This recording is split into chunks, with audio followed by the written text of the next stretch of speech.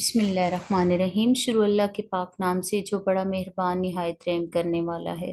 Urdu channel میں خوش آمدید۔ عزیز طلبہ، آج ہم حروف کی تعریف بیان کریں گے، حروف کی تعریف کے بارے میں پڑھیں گے، اور اس کو پڑھنے کے بعد، اس کو سیکھنے کے بعد، اس کو سننے کے بعد آپ اس قابل ہو جائیں گے کہ آپ زبان کی پہچان کر سکیں۔ حروف تہجی لفظ، جملہ، صرف و نحو اور قواعد کو سیکھنے کے بنیادی اصول سیکھ جائیں گے۔ اس کو سننے کے بعد آپ اس قابل ہو جائیں گے کہ آپ زبان کی پہچان، حروف تہجی لفظ، جملہ، صرف و نحو اور قواعد کو سیکھنے کے بنیادی اصول سیکھ لیں گے۔ عزیز طلبہ، حروف حرف کی جمع ہے۔ کسی بھی زبان کو سیکھنے کے لیے اس زبان کے حروف سیکھے جاتے ہیں۔ انگلش کے حروف کو لیٹرز کہتے ہیں اور اردو زبان کے حروف کو حروف تہجی کہا جاتا ہے۔ مثلا الف، بے، تے، الف سے لے کر جتنے بھی یہ تک جتنے بھی حروف ہیں، ان کو حروف تہجی کہا جاتا ہے۔ اب حروف تہجی کی بھی مزید دو قسمیں ہیں۔ اس میں سے ایک قسم یہ ہے کہ ہلکی آواز والے حروف، جو الف سے یہ تک ہیں، یہ حروف ہلکی آواز والے حروف کہلاتے ہیں، اور بھاری آواز والے حروف جیسے بے کے ساتھ دو چشمی ہے جڑی ہوتی ہے، ان کو بھاری آواز والے حروف کہا جاتا ہے۔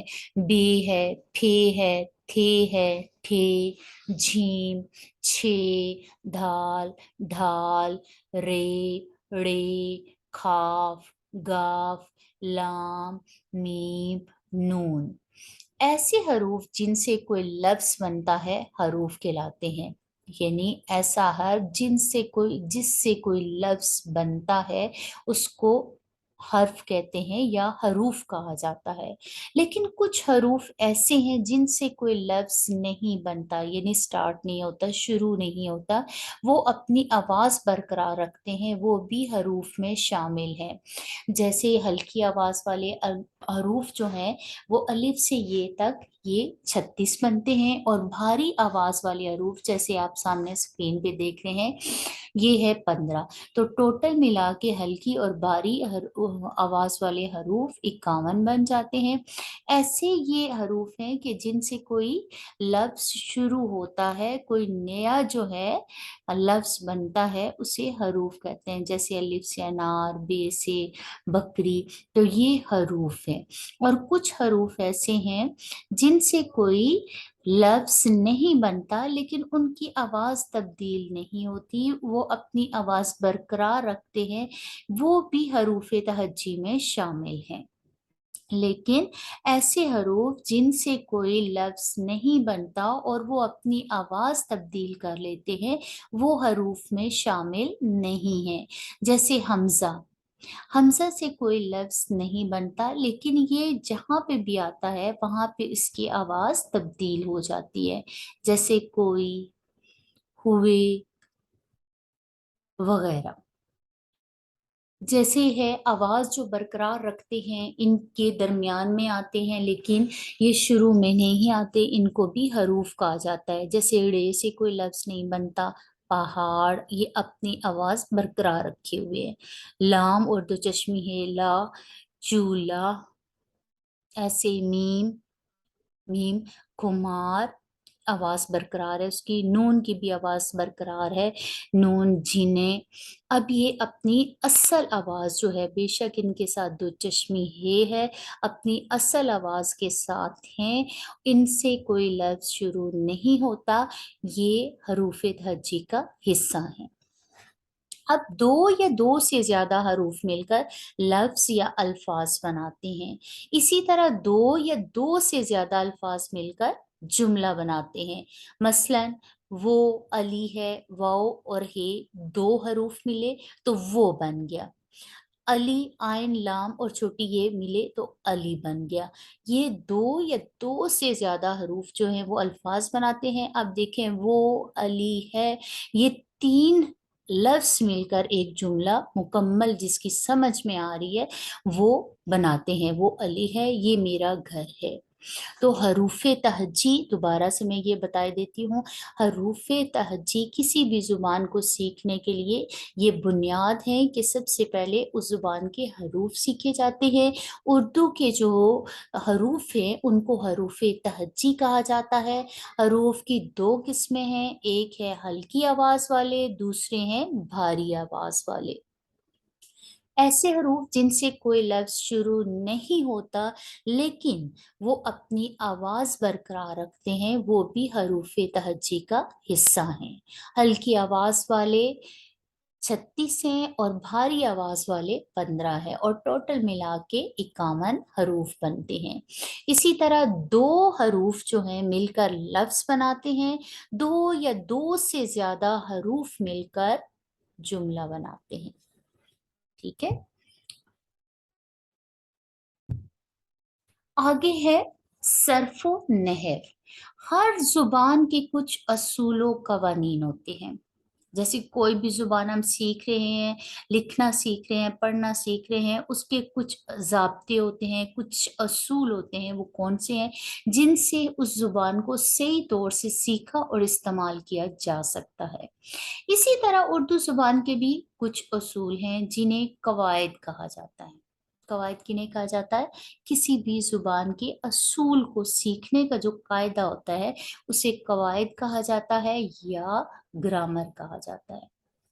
कवायद के मजीद दो हिस्से हैं, एक हिस्से को सर्फ कहा जाता है और दूसरे को नहव। सर्फ, नहव। अच्छा जी, आगे है सर्फ। कवायद का वो हिस्सा जिसमें मुफरद अल्फाज से बहस की जाती है। मुफरद, ठीक है, यानी ये लफ्ज वाहिद है या जमा है, मुज़क्कर है या मुअन्नस है, इस्म है, फेल है, ये क्या है। जब ऐसे अल्फाज की पहचान की जाती है कि ये क्या चीज है, ऐसे हरूफ को, ऐसे अल्फाज को हम सर्फ कहते हैं।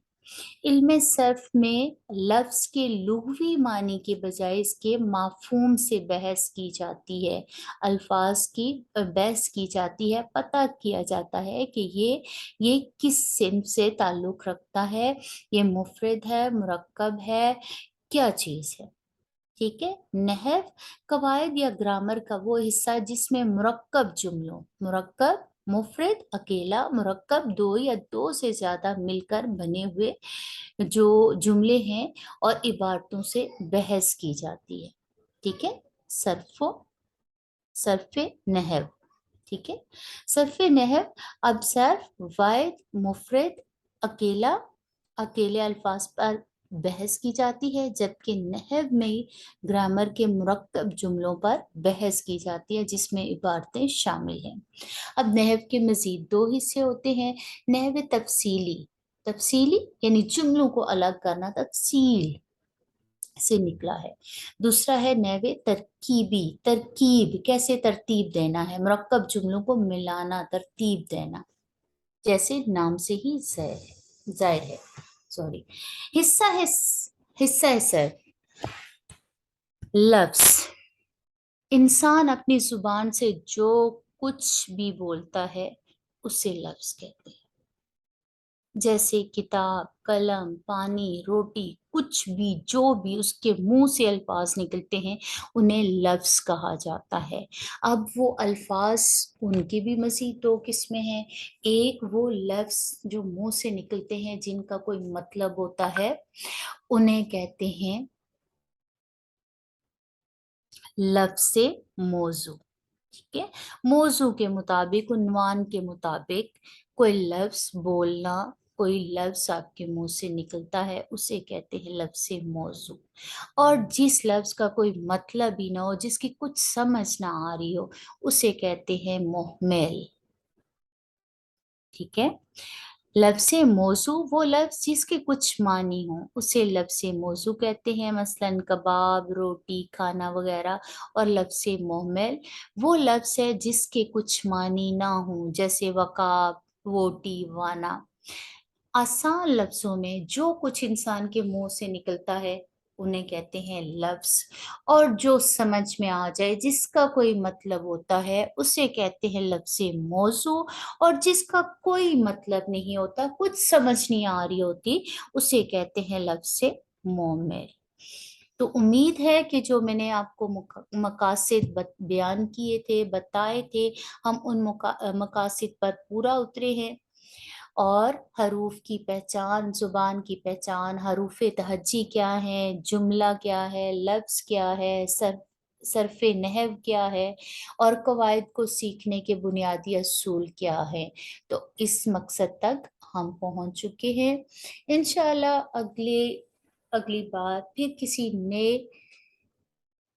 کسی نئے عنوان کے ساتھ دوبارہ حاضر ہوں گی۔ تب تک کے لیے اللہ حافظ، السلام علیکم۔